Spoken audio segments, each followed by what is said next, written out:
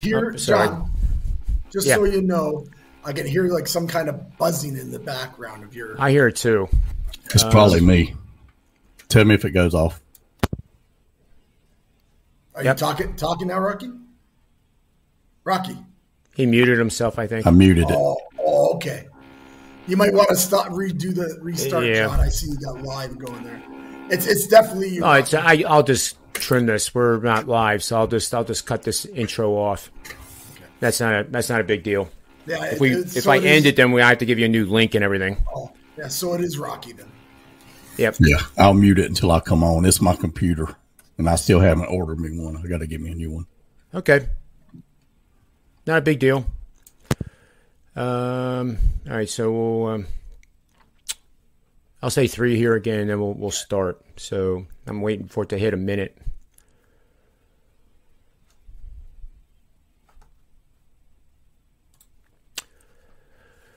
Welcome, everyone. This is the Wednesday edition, January 19th, of the NCAA Basketball Daily Dime. I'm your host, John Ryan.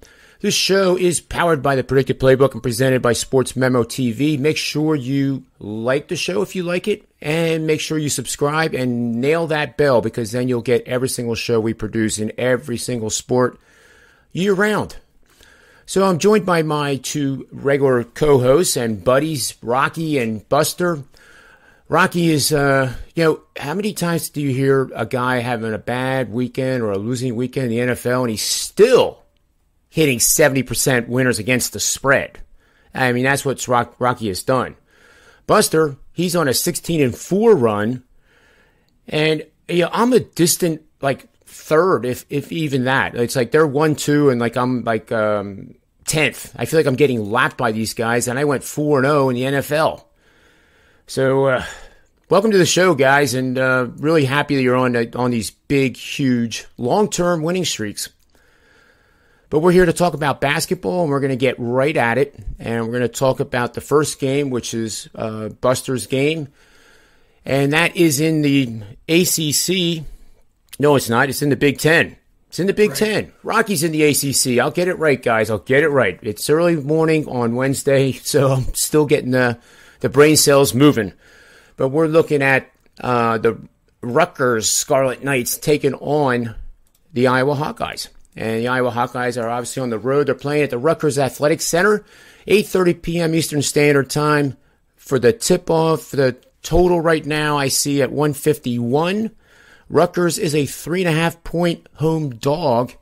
Rutgers is 10-6. They had a terrible game on the road at Penn State. They're 9-1 at home. They are not 9-1 on the road. They're a team of, like many Big Ten teams, play much better at home than they do on the road. Iowa's 13-4 on the season, but they're only 2-3 on the road.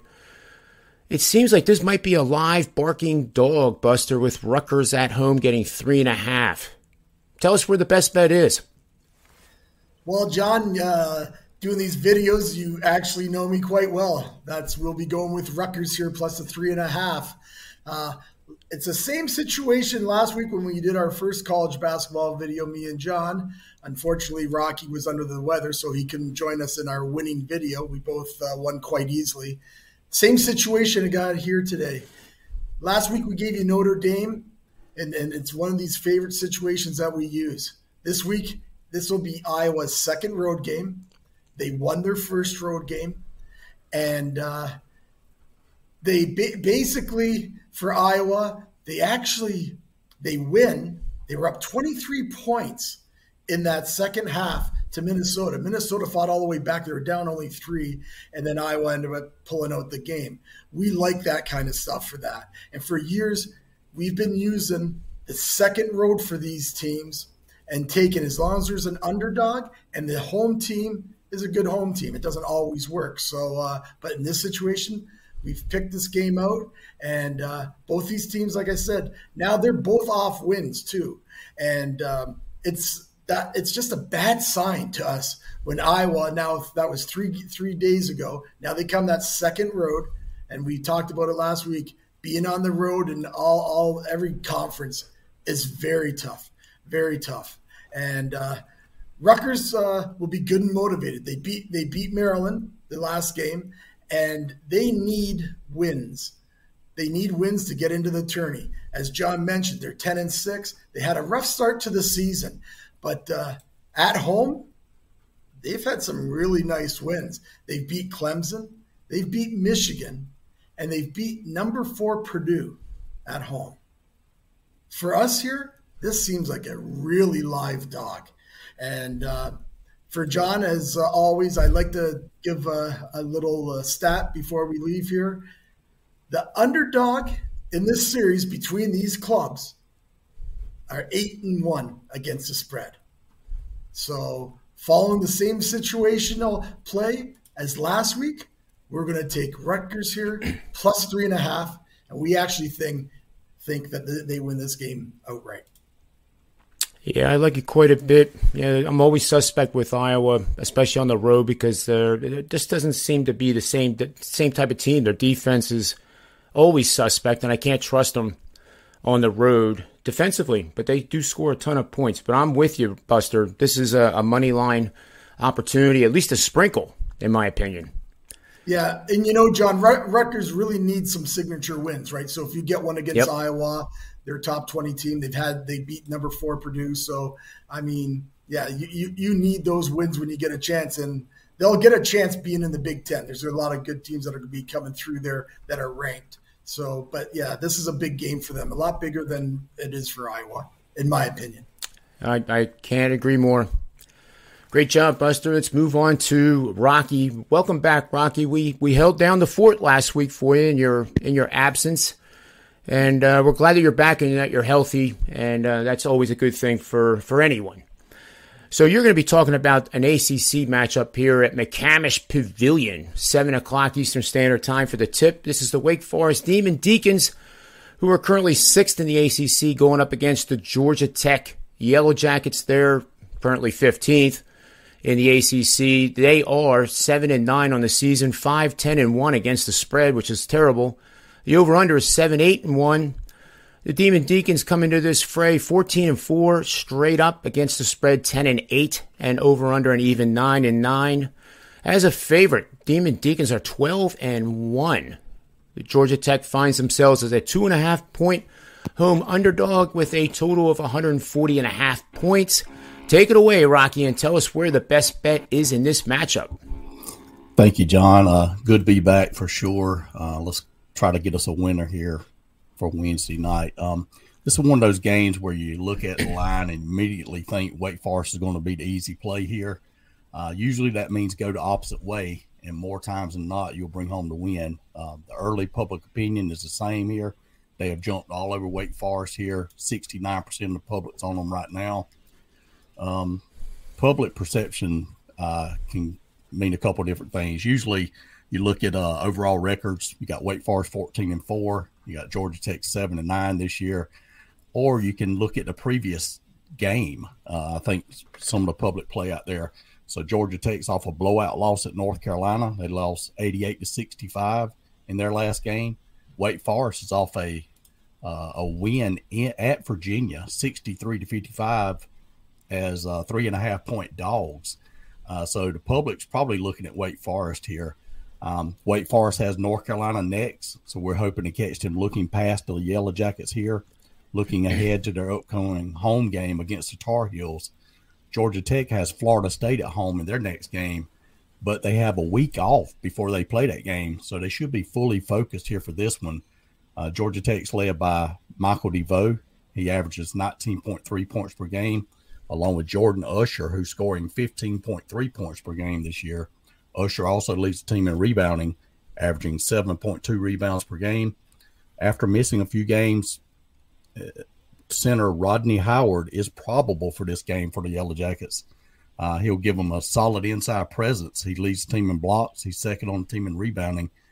So hopefully he'll play tonight. Some trends for this game. Wake Forest is 1-4 against the spread last 5 games after a straight-up win.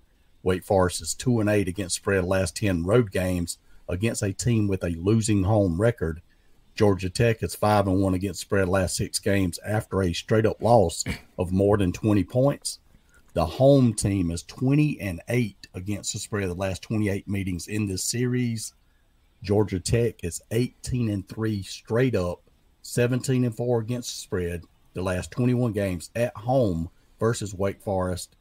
And over the past 3 years, Georgia Tech's 3-0 straight up and against the spread overall versus Wake Forest. So I'm going to play the home dog here on Wednesday, taking Georgia Tech plus the points. That's 2 live barking dogs. I wish I almost had a third one, but I don't. But I do think I'm intrigued by doing a pizza bet with money line tied to both the dogs from Buster and Rocky here. That's, when you take like $10 and just put it on a money line parlay like that, they can add up in a hurry. And that would be a good one. Rutgers 3.5, that would be about plus 150. Both of these dogs would be around that 150 area. And I think that might be just a fun opportunity, and I'll decide later today. But my play is in the Atlantic 10. They get these conferences right, John Ryan. Atlantic 10, George Washington Colonials, 10th in the Atlantic 10. Going up against the St. Joe's Hawks, who have a very bad taste in their mouth after losing by 11 points at home to the LaSalle Explorers. So, St. Joe's is 7-8 on the season, 8-7 against the spread, 7-8 over under. They are 5-4 at home. The George Washington Colonials have struggled. They are 5-10, 5-9-1 against the number. The over/under is 6-9. Away, they are a winless 0-5.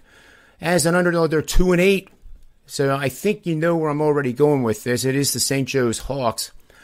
The St. Joe's Hawks have so many advantages when you look at the performance metrics. They only average 71 points per game, but LaSalle is 315th in the nation, averaging 64.9.